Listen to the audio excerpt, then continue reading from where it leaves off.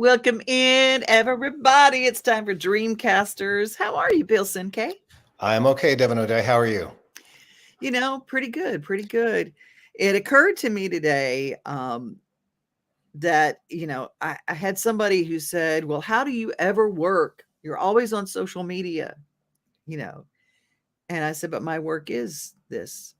Right.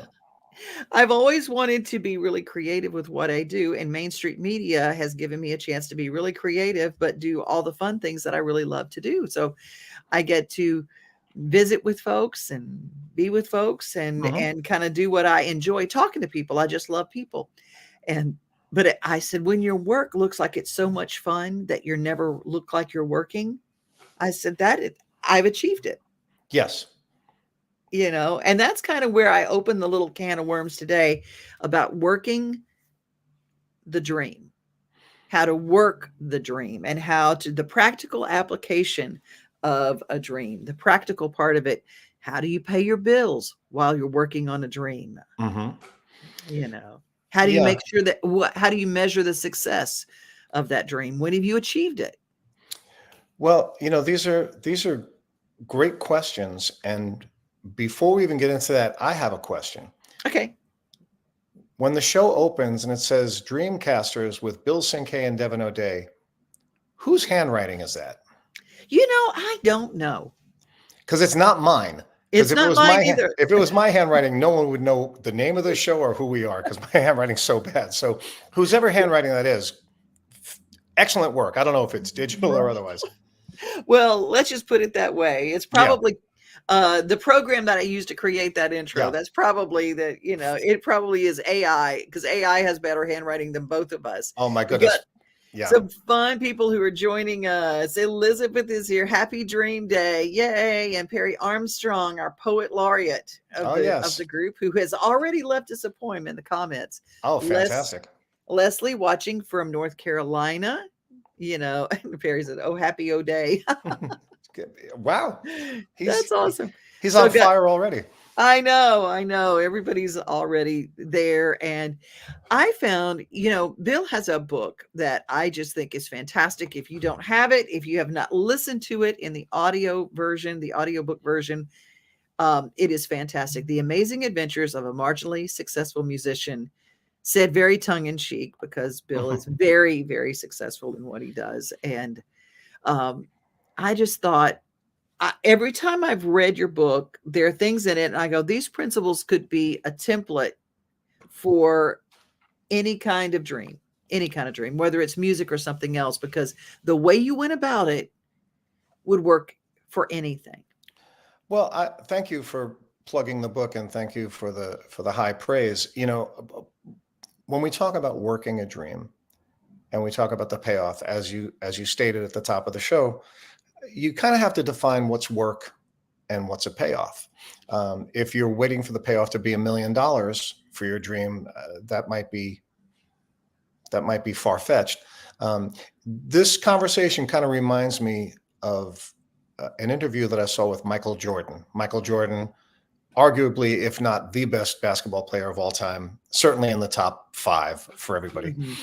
And a reporter said to Michael Jordan, "You're the best basketball player in the world. Your team has won so many championships. You have so many rings. You have so many endorsements. You have so much money. You have so much of everything.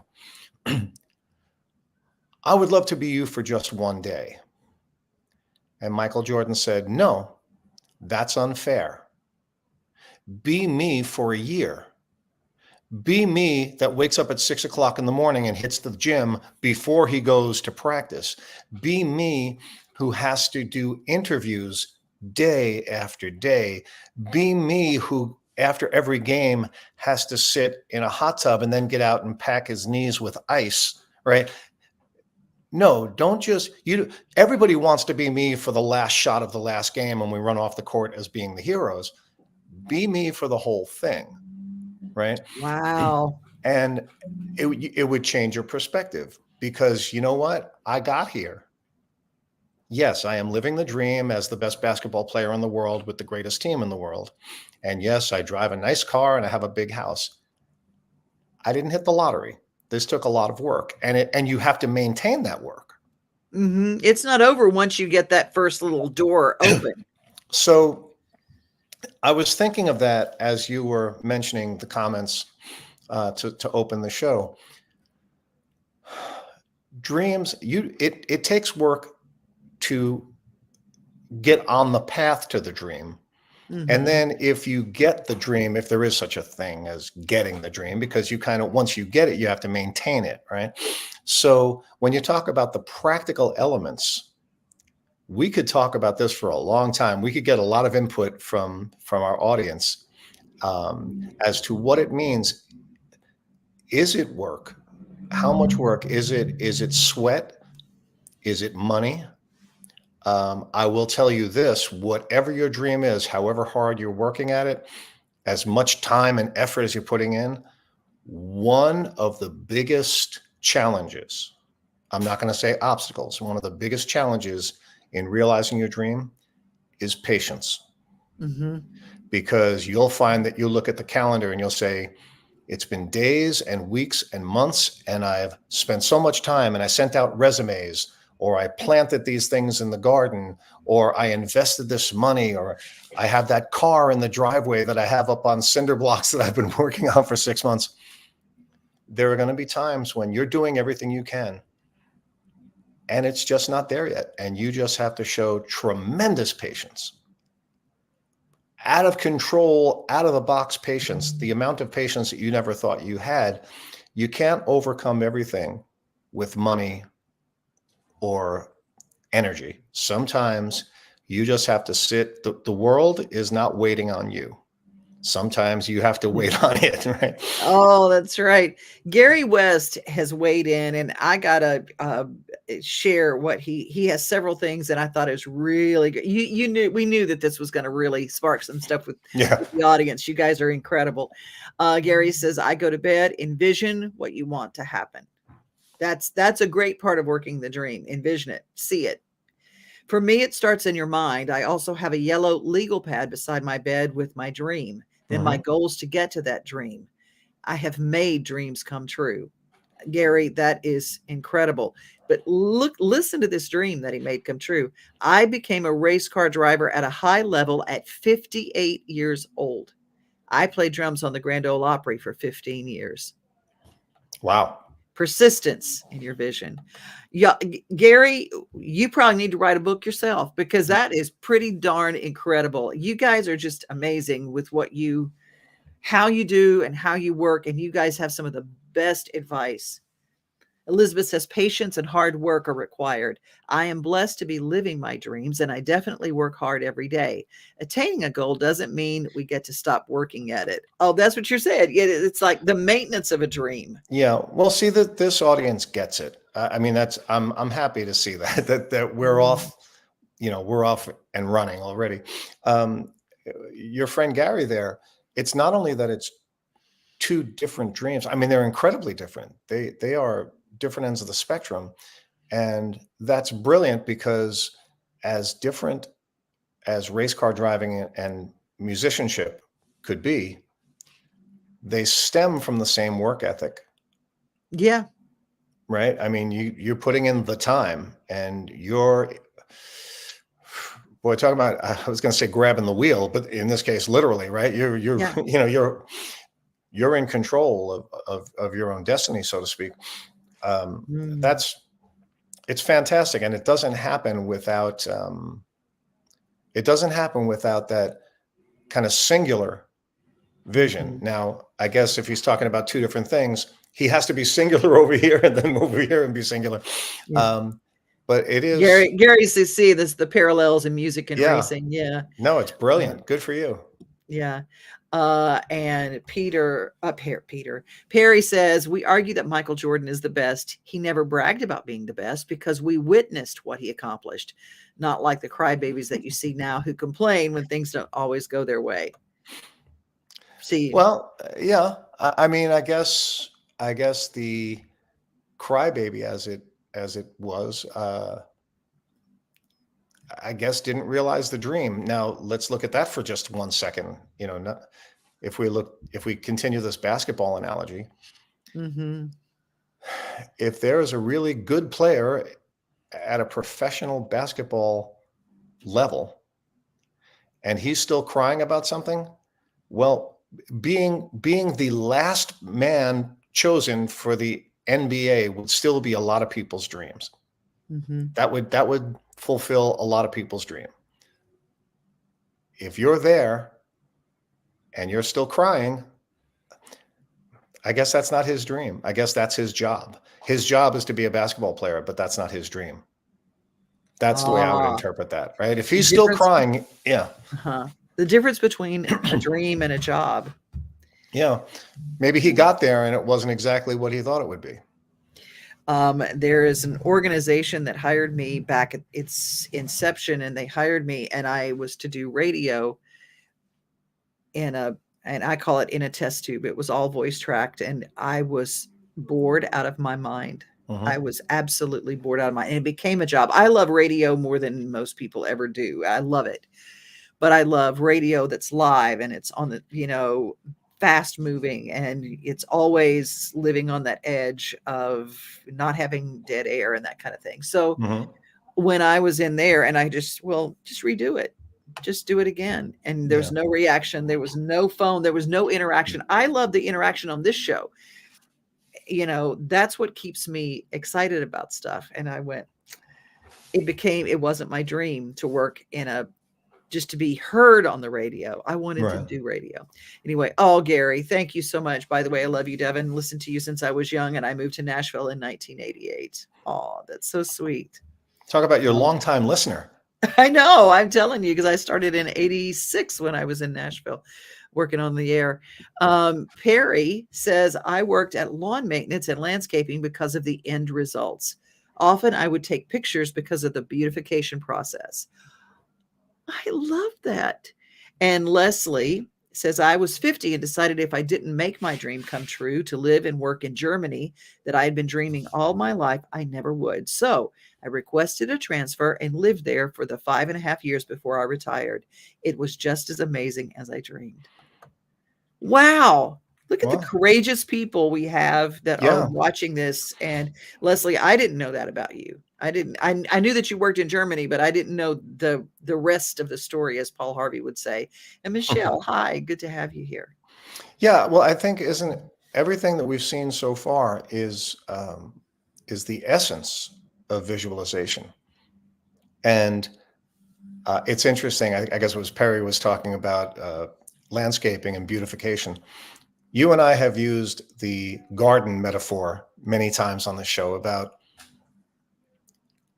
somebody comes home from a hard day's work, whatever else is they're doing, and they get down on their hands and knees in their sweatpants and they're digging in the dirt, and it's hard and it's probably hot and you're sweating, but they wouldn't want to be anyplace else. And they're planting and trimming and pruning, whatever else they're doing, because the end result might not even be for another couple of months until this is grown or until fruit bears or whatever it is. But they're enjoying the entire process. And that's visualization at its best, right? Because when it comes to fruition, and that is the word fruition, right? Yes, it is. When these things bloom, you know that it didn't happen overnight and it didn't happen by accident. You planted it, you cultivated it, you were down there working it. And most people I know who do that enjoy the whole process. Okay, I'm going to share something that you and I were privy to. And that is my little sister, who was 17 years old. She graduated from high school at Pineville High in Pineville, Louisiana. And she took what would have been her college money, and that would have afforded her 6 months in New York City. She had won a teen model search with Teen Magazine, and she went to New York. My mom and dad found her a church, Metro Baptist Church over on 10th Avenue. And they found her a place to live at the Tudor Hotel, where she met you. That's exactly right. And she was just a little, and she didn't know anybody. She just kind of learned. And she and Johnny Vinokur, who also watches the show, Johnny Vinokur, New Yorker, kind of stepped in to help her meet people and kind of teach her the ropes. And she went to a little acting school, but it was an everyday work ethic. And I remember her when she got her job on the soap opera, she was 18 years old, and she got this job, a full-time job, and they audited her with the IRS. They audited her because she went from, nothing to something. And so they audited her, and she brought out her book, and every day she had written everything that she had done and how much it cost, even down Mhm. to 50 cents to ride the bus, 50 cents to ride the subway, Yeah. 50 cent, and $1.50 for the trade paper, circling the ads, and how much it took her to do whatever. And at the end of it, they said, "How old are you?" She said, "Well, I was 17 when I started." And Well, it was the work, it was the daily thing. And so the audit was over. There was no mhm, bringing in a CPA, don't bring in nothing. It's just like it was right. over. And because she had done the work. Well, if I can add just a short story here about your little sister, Faith Ford, who is one of my favorite people in the world. Mhm. Pardon me. So this goes back to a long time ago, 1982. I don't even remember what year. Faith had just gotten the job on the soap opera, and she needed someone to help her with her lines. I was probably the only person around. It wasn't that she sought me out because I would be good at this. I was probably awful at it. But right around the corner from the hotel, there was a little barbecue place. And I sat there with her and read lines with her. Now, my acting skills are not what they should have been at that point. So I was saying things like, "But darling, don't you know that I love you?" I was so terrible. But anyway, so from that, when Faith would introduce me to friends, she would say, "And this is my good buddy Bill, and Bill helps me with my lines all the time." And I would say, "Well, let me say this. I helped her a handful of times. I read 2 pages of script. I was not her acting coach or anything like that." Well, now, sometime later, she gets on one of the biggest television shows in the world at the time, which was a show called Murphy Brown. Then she introduces me as her friend Bill, and I step up and say, "I used to help her with her lines all the time." trying desperately to elevate my standing. But Faith put in the work. I knew a whole bunch of actors and models at that time. Faith outworked everybody, Yep. and it She did. showed. And it showed. Clearly, that is a matter of genetics, because I will say this to the audience, as I say every time. I say this unabashedly. I don't say this with any sense of being jaded because we've been friends for so long. There is nobody who works harder than Devon O'Day. She's always working. She's always doing something. She's always networking. She's always helping somebody else out. And so when I hear you, even though we're on the show together, when I hear you talk about your dreams, this honestly is one of my dreams. You and I have talked about doing this. I don't think the word podcast was invented yet when you and I were talking about doing something like this. Mhm. We were talking about doing something. How could we do something? How could we have a radio show or a television show before this How can we be technology in was the here? same city to do this? And now we Yeah. don't have to be. Now we can be across the country and do this. Um, Gary joins in. "I worked many jobs I didn't like to get to my dreams. You made my mornings much more tolerable listening to your kind voice." Oh, Gary, you are the best. You are the best. Perry adds, "I had beautiful gardens and sunflowers 13 feet tall. I found a silver ring that had been a coin from the Second World War while digging in the earth. It was my garden. How did it get there? Where did it come from?" That sounds like a really great story to write, or a poem at the very least, Perry. Elizabeth, "It's a work ethic, a dedication to doing what we need to do and not expecting it to be handed to us." Ooh, the Wow. expectation word. Yes. Entitlement. Yeah, I was going to say, I honestly, in my head, I was thinking that I have an internal clock that was ticking saying, how long is it going to be before the word entitlement comes up after we said that? Um, Once again, the name of the show is Dreamcasters. Mhm. Entitlement will choke the life out of any dream. Y'all write that down. Entitlement will absolutely choke the life out of any dream. Now, I've never said that before. I didn't read it any place. That just came out of my mouth, which is one of the reasons I love doing these shows, because it churns up things, right? To think that you deserve anything, you're already on thin ice. What you deserve is respect. What you deserve is honor. What you deserve is an opportunity. That's what you deserve. You don't deserve to have your dreams handed to you. You just don't. I won't make any political statements. I won't talk about certain generations. I won't go down that path. That would be very easy to go down. But the idea of, if we use the garden analogy, as opposed to, being a famous basketball player with millions of dollars, I can walk out in the backyard and I have beautiful roses. I have daffodils. I have a couple of different things out there. I remember going to the nursery, buying the seeds, buying the plant. I remember going to the hardware store, buying the hose because the water hose broke. I remember those kind of things. I remember saying, I need one of those, I need another rake. I've never bought a rake in my life. I guess I have to go find one. I'm thinking of that when I'm looking at those roses. Right? I'm thinking of my girlfriend, because I didn't do a lot of it. She was the one down on her hands and knees planting this stuff. Right? You think of all that and you see the roses and it all comes together.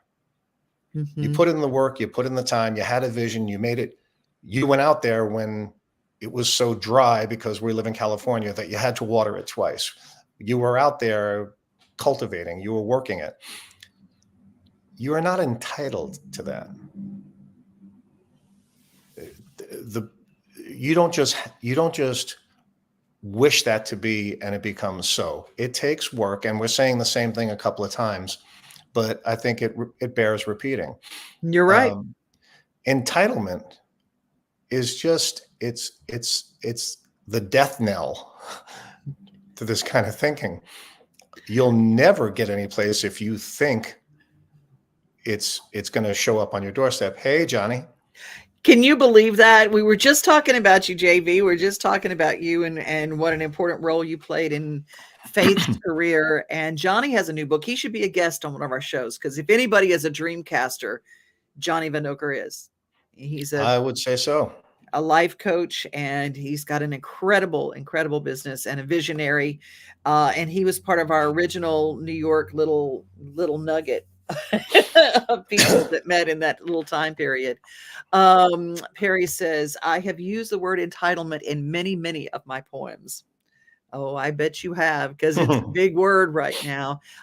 Going back, Elizabeth says, it likely meant the world to her, talking about Faith, Bill, that you would do scripts with her. Someone was willing to take the time to help her when you didn't have to. So, I never really saw it that way. I kind of looked at it from the other side. I was looking at it as, wow, this person trusts me enough. This person is close enough to me to ask me this kind of thing, because I don't mind telling you, first of all, I love being a fan. I love supporting my friends. I love going to, whether it's the small theater and seeing just a cold reading where there's no scenery, it's just, a table reading sometimes. I've been to a lot of my friends I've supported a lot of my friends who did that as actors. I love watching them develop. I watch them do a commercial, and then the next thing you know, they're starring on a television show. I love everything about that. I love being in the audience for that whole thing. So I was kind of living vicariously a little bit. I don't mind admitting that. There I was. I mean, Faith is younger than I am, but I was a young guy.